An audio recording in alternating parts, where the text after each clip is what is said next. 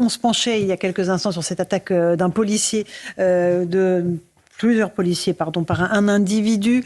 Finalement, ce sont 5 policiers qui ont été blessés, et non pas 3, comme le disait un premier bilan. L'homme est sous OQTF depuis 2023. Il est somalien. Il avait déjà été arrêté pour des faits similaires en 2023. On a là, Thibault de Montbrial, un condensé de ce qui ne fonctionne pas, ce qui dysfonctionne dans notre société. C'est un jour sans fin. C'est-à-dire qu'on a très régulièrement des événements qui sont considérés comme des incidents, mais qui sont en réalité des véritables attaques. C'est le djihad d'atmosphère, c'est l'espèce de guerre à bas bruit qui est menée à l'Occident en général et à la France en particulier, que je me permets de rapprocher, même si c'est pas exactement la même chose, mais dans le mode opératoire c'est la même, de la mort de 2 personnes, dont un enfant de 2 ans tué par un Syrien en Allemagne il y a 10 jours, de la mort d'une petite fille de 11 ans tuée par un autre Syrien en Hollande il y a 3 jours, dont quasiment personne ne parle, et qui fait que l'Europe est endeuillée quasiment tous les jours par des attaques de cette nature. C'est le produit à la fois d'un effondrement de l'autorité, d'une immigration non maîtrisée, d'une partie d'un sujet psychiatrique propre qui est également un véritable problème, mais qui n'existerait pas si les sujets précédents étaient maîtrisés, et qui nous amène lentement mais sûrement dans une situation chaotique. Avec quand même des signes d'amélioration pour vous ou pas, avec un ministre de l'Intérieur qui prend le sujet à bras-le-corps, un ministre de la Justice qui pour une première fois semble aligné sur le ministre de l'Intérieur, Thibault de Montbrial. Oui, c'est-à-dire que sur le papier, il y a une amélioration, il y a déjà une prise de conscience, et on a pour la première fois depuis quelques mois des ministres, une combinaison entre le ministre de l'Intérieur et le ministre de la Justice, de gens qui font de la politique et qui disent enfin les choses en étant aux affaires, alors qu'en général, il y avait une espèce d'effet tout à fait curieux qui faisait que quand quelqu'un devenait ministre, tout à coup, il avait une partie de son cerveau qui occultait la réalité. Là, on a au moins des choses qui sont dites, mais on va pas se leurrer, tant qu'on aura une assemblée aussi fracturée, et même, il faut bien le dire, un gouvernement aussi fracturé, il n'y a rien d'autre à attendre que, d'une part, un diagnostic, ce qui est déjà bien, et quand même aussi des mesures réglementaires, notamment la fameuse circulaire Valls qui a été enfin remplacée par Bruno Retailleau il y a quelques jours, ou des mesures que Gérald Darmanin essaye de mettre en place à la justice. Mais ce sont des petits pas dans la bonne direction, et moi je suis toujours favorable aux petits pas dans la bonne direction, mais le choc d'autorité que j'appelle de mes voeux, il est d'une bien autre ampleur, et il nécessitera le moment venu un alignement entre un président de République qui aura une colonne vertébrale sur ce sujet, un Premier ministre et une assemblée absolue, une majorité absolue dans les deux assemblées, qui permettra de mettre en place une vraie politique et d'avoir une force légitime pour peser à Bruxelles sur ce sujet, ce qui est un point impératif. Louis Dragnel. Mais alors justement, sur cette question, qu'est-ce que vous répondez aux gens qui sont complètement désespérés parce qu'ils se disent, en fait, on va devoir attendre 2 ans au moins, une clarification par l'élection, pour que les choses puissent bouger. C'est vrai qu'il y a quand même quelque chose, ça suscite des sentiments un peu de... On se dit qu'on ne peut rien faire, quoi. Non, mais l'impuissance absolue en politique, ça n'existe pas. Saint Paul disait l'espérance ne déçoit jamais. Il faut toujours espérer, et ce que l'homme a fait, notamment juridiquement, politiquement, l'homme peut toujours le changer. C'est une question de cumul entre une volonté et du courage. La volonté, aujourd'hui, le peuple l'a. Quand vous regardez toutes les études d'opinion sur ces sujets, quelle que soit la sensibilité politique des personnes interrogées, y compris très à gauche, on a une réponse minimum de 45% de oui à des mesures plus fermes, qui montent très au-dessus et jusqu'à 90-95% dès qu'on passe à l'aile droite de Renaissance, et je ne vous parle pas du reste de la droite. Donc il y a une volonté massive, populaire, de changement. Donc on a la volonté, il ne manque plus que le courage.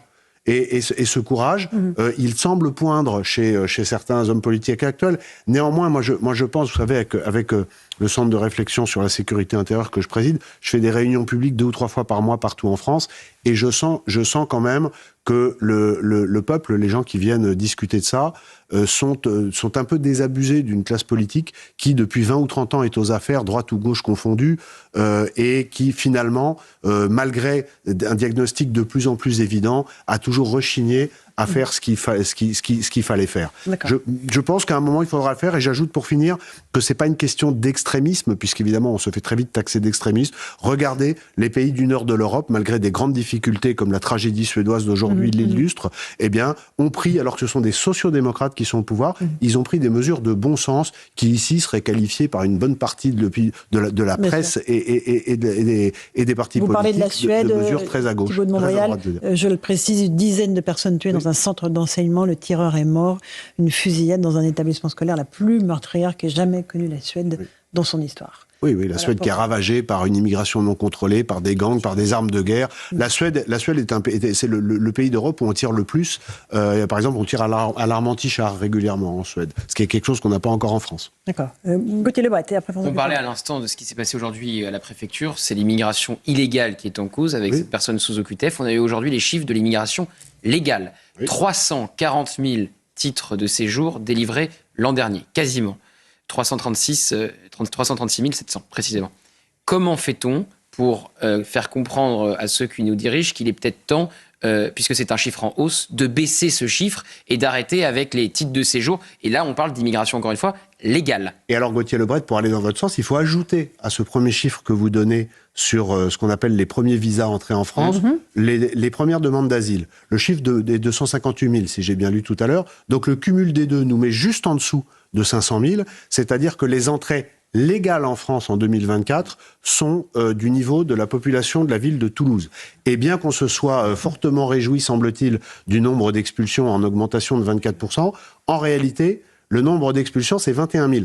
Donc vous avez d'un côté la population de la ville de Toulouse et de l'autre l'affluence moyenne dans un stade de Ligue 1 pour un match de foot. 500 000, 20 000. Donc le solde d'accroissement naturel sur 3 ans, c'est 1,5 million d'un côté et 40 ou 50 000 ou 60 000 qui sont partis. C'est, au sens propre, insupportable. L'autre jour, il y a eu un débat sur la submersion migratoire. Qu'est-ce que c'est que la submersion ? Comme je dis souvent, l'immigration, c'est pas un sujet passionnel. C'est un sujet de souveraineté dont il faut être capable de parler calmement. La submersion, c'est quand on perd le contrôle.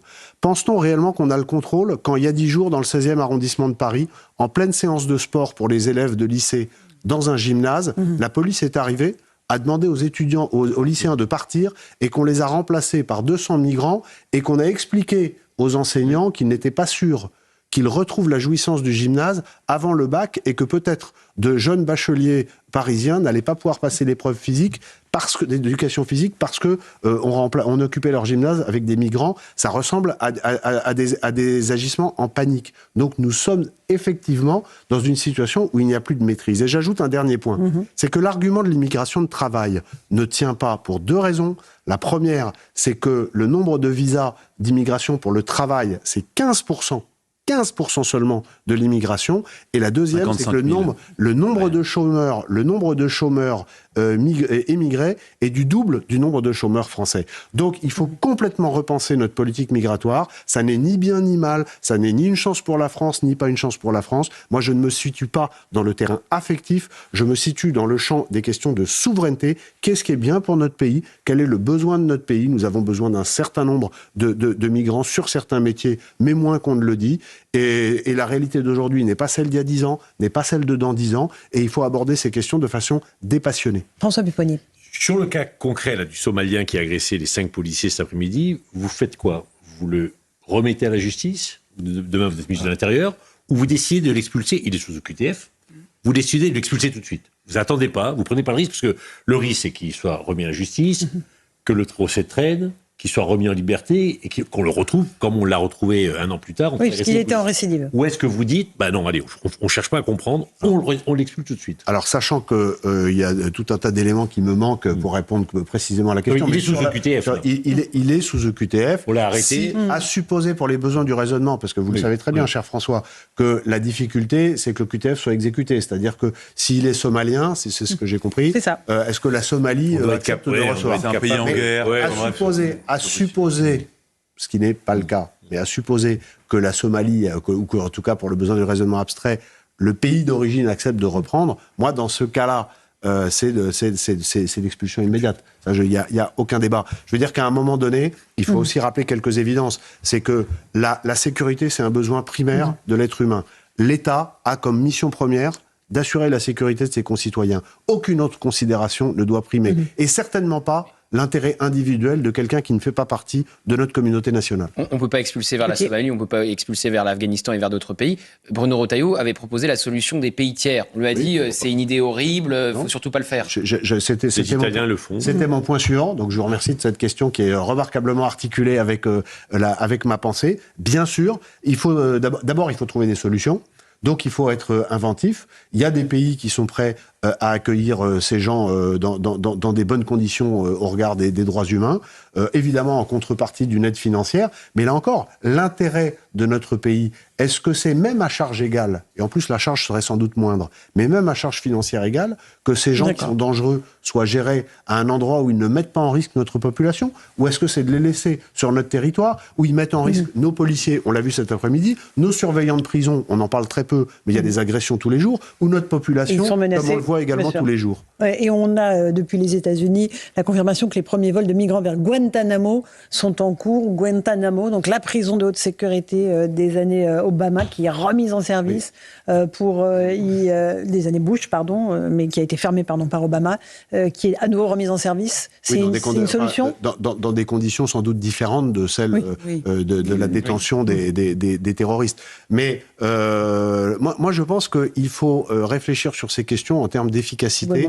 et en se souvenant, je me répète, mais que ce qui compte, c'est pas des questions morales sur les pauvres chéris. J'entends ce que vous dites, mais il y a des leaders politiques en France qui, alors évidemment, attisent le feu sur ce débat. On va juste écouter un tout petit extrait de ce qu'a dit Jean-Luc Mélenchon ce week-end à propos de la théorie du grand remplacement qu'il assume.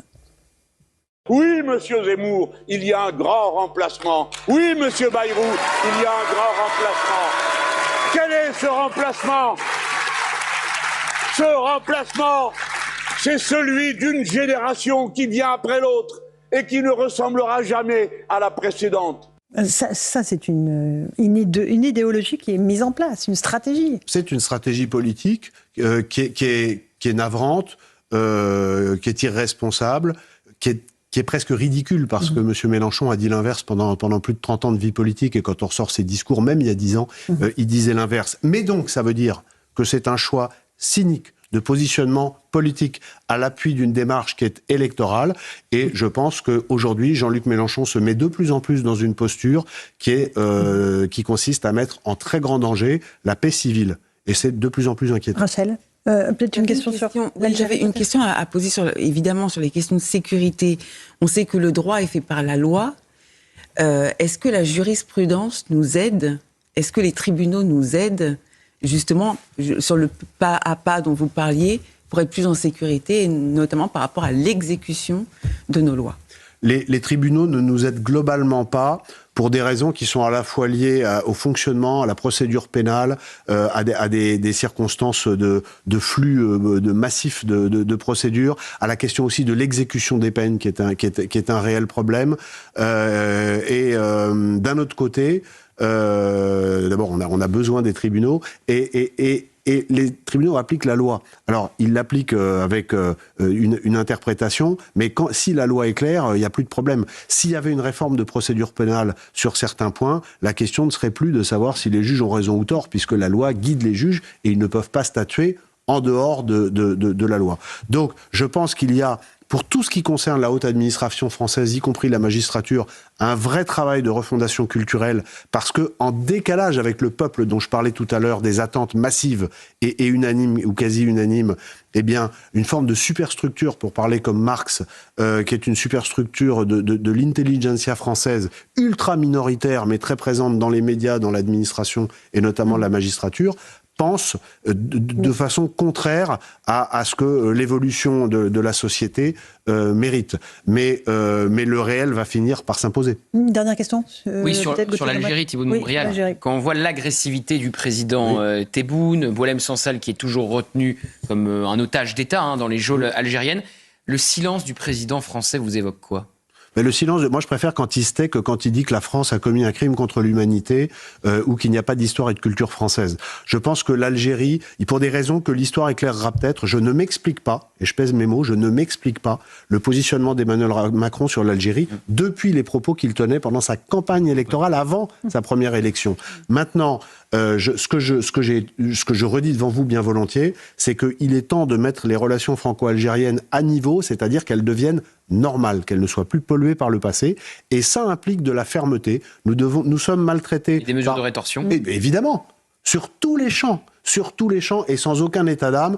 Et vous verrez que, comme par magie, il y aura une amélioration. Mais le vrai problème, et ce qui est l'éléphant dans la pièce avec l'Algérie, c'est que ce qui tétanise les politiques français, c'est le nombre d'Algériens et de Franco-Algériens sur le territoire français.